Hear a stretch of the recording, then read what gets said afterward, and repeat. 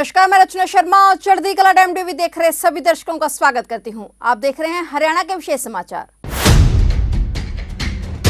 हरियाणा के मुख्यमंत्री मनोहर लाल ने कहा कि हरियाणा आर्थिक, खेल, महाशक्ति और विनिर्माण केंद्र के रूप में उभरा है और घरेलू व विदेशी निवेशक भी आज हरियाणा की ओर देख रहे हैं। इतना ही नहीं, हरियाणा ने तेजी से प्रगति की है, जिसकी बदौलत राज्य ने वैश्विक मानचित्र पर अपनी पहचान बनाई है। बता दें कि मुख्यमंत्री मनोहर लाल ने हाल ही में गुरुग्राम में IIM रोहतक द्वारा G20 अध्यक्षता को लेकर आयोजित कार्यक्रम में शिरकत की। इस दौरान मुख्यमंत्री ने कहा कि भारत की G20 अध्यक्षता की थीम वसुधैव कुटुंबकम है, जिसका अर्थ है एक पृथ्वी, एक परिवार, एक भविष्य, जिसे प्रधानमंत्री नरेंद्र मोदी द्वारा रेखांकित किया गया है। इसका उद्देश्य विकसित और उभरते देशों के बीच समावेशी सहयोग को प्रेरित करना और सामूहिक एवं सहयोगात्मक कार्रवाई के महत्व को पहचानना है। मुख्यमंत्री ने कहा कि भारत में चुनौतियों को अवसर में बदलने की क्षमता है। G20 की अध्यक्षता भारत को वैश्विक शक्ति के रूप में वैश्विक आर्थिक मुद्दों को हल करने में अपनी विश्वसनीयता स्थापित करने का एक सुनहरी अवसर प्रदान कर रही है। उन्होंने कहा कि उन्हें विश्वास है कि भारत की G20 अध्यक्षता सौहार्द और भाईचारे द्वारा चिन्हित एक नई वैश्विक व्यवस्था की शुरुआत करेगी।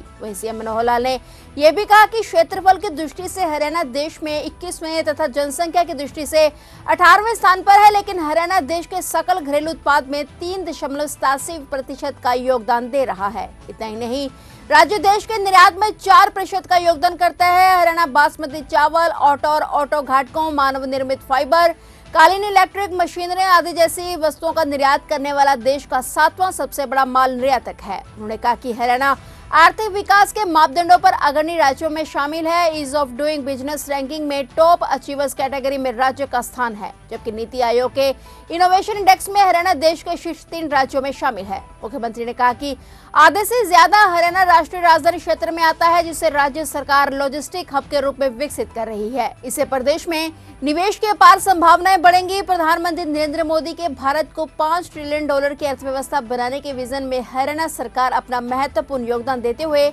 समर्पित प्रयास कर रही है। उन्होंने कहा कि राज्य प्राकृतिक संसाधनों से संपन्न है और यहाँ वह सब कुछ है जिसके उद्योगों को बढ़ने और फलने फूलने के लिए आवश्यकता होती है। उन्होंने कहा कि प्रदेश में गुणवत्तापूर्ण बुनियादी ढांचे के निर्माण, ईज ऑफ डूइंग बिजनेस सुनिश्चित करने और उद्योग के अनुकूल वातावरण बनाने पर जोर दिया जा रहा है। बहुत ही आज प्रसन्नता का विषय है कि इस समय भारतवर्ष को G20 का ये जो सम्मेलन है, इसकी अध्यक्षता करने का अवसर मिला है। यह न केवल हर्ष का विषय है, बल्कि हमारे लिए एक सम्मान का विषय है, क्योंकि दुनिया आखिर पहचान करने में बहुत देर नहीं कर सकती। अतीत में भारतवर्ष विश्वगुरु रहा है, लेकिन कालांतर में कुछ समय के लिए हमने अपना गौरव खोया भी था, और वो गौरव खोया इसलिए था कि विचारों में जो हमारे सिद्धांत हैं, उनके अंदर कहीं ना कहीं दुनिया के साथ हमारा एक मतभेद था। दुनिया अभी तक जो फैलाववादी एक्सपेशलिस्ट जो अपने इन्वेडर्स बन करके दुनिया के ऊपर राज करेंगे और ये कहेंगे कि ऐसा राज जिसमें कभी सूर्य अस्त नहीं होता, इस प्रकार का शासन भी दुनिया में लोगों ने देखा। दुनिया में अपनी अच्छी बातों को बता सकते हैं, लेकिन इन्वेडर बन करके कहीं दुनिया के किसी देश पर हम हमला करेंगे, युद्ध करेंगे, ऐसा संभव नहीं है। इसलिए हमारी अपनी जो ताकत है, उस ताकत के आधार पर आज दुनिया में कितने ही प्रकार के संकट जो दिखाई दे रहे हैं, जिसके बारे में भारतवर्ष की ओर विश्व के सब लोग देख रहे हैं, और हमने उसमें से रास्ता निकाला भी है। बहुत चीज़ों का रास्ता निकाल भी रहे हैं, चाहे वो खाद्यान्न की बात है, आर्थिक मंदी की बात है, आतंकवाद का दानव है, चाहे उसमें कोविड जैसी महामारी, ये विषय सामने आया है। कितने विषयों पर हमने विजय पाई है, और न केवल विजय पाई है, जो जिनकी आवश्यकता है उनकी मदद भी की, उनकी सहायता भी की है। दुनिया इस बात से हैरान परेशान भी है कि जब कोविड शुरू हुआ तो ऐसा जो बड़े बड़े देश, आर्थिक तौर पर संपन्न देश, उन्होंने शंका जाहिर की कि अगर सबसे ज़्यादा कोविड का प्रभाव अगर कहीं पड़ेगा तो भारतवर्ष पर पड़ेगा। क्यों? आबादी बहुत है और हम उतने साधन संपन्न भी नहीं थे जितने कुछ और देश हैं। स्वाभाविक उनका शंका उनकी स्वाभाविक थी, लेकिन जिस प्रकार से उसमें से हम बाहर निकले हैं और जैसे हमने 2-2 वैक्सीन ईजाद की और दुनिया के उन देशों को जिनको जरूरत थी उनको भी सप्लाई की, अपने आप को भी बचाया, बहुत देशों को बचाया। आज दुनिया के लोग समझते हैं कि नहीं, भारतवर्ष में देयर इज पोटेंशियल, भारत के अंदर क्षमता है। हम अपनी क्षमताओं का जैसे जैसे दोहन कर रहे हैं वैसे वैसे हमारी ताकत को और दुनिया जान रही है।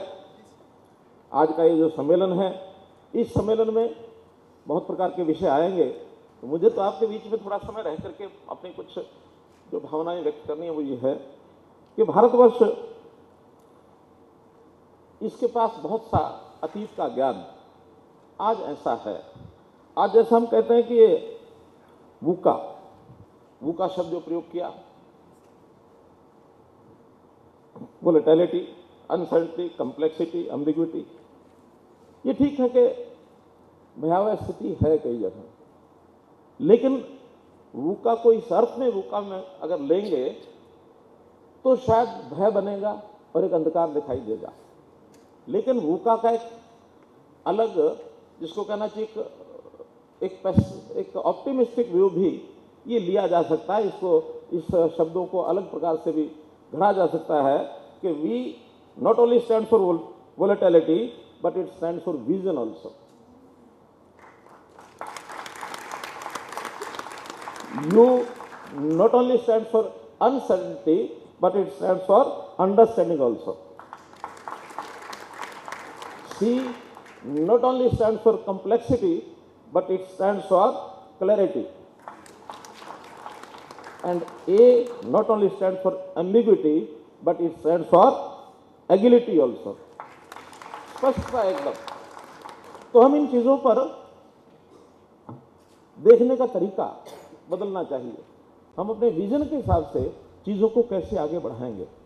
हमारा इतिहास भरा पड़ा है।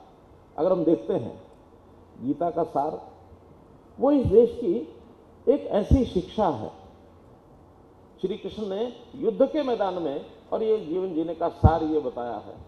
कहीं दुनिया में कोई और उदाहरण है कि युद्ध की तैयारी है, दो तरफ सेनाएं खड़ी हैं, युद्ध करना है कि नहीं करना है, ये बहस चली, लेकिन युद्ध करने का जो मोटिव बताया गया वो शांति स्थापित करना बताया गया। युद्ध करना है लेकिन शांति स्थापित करना ही करना है, अपने फैलाववादी दृष्टिकोण से नहीं करना है।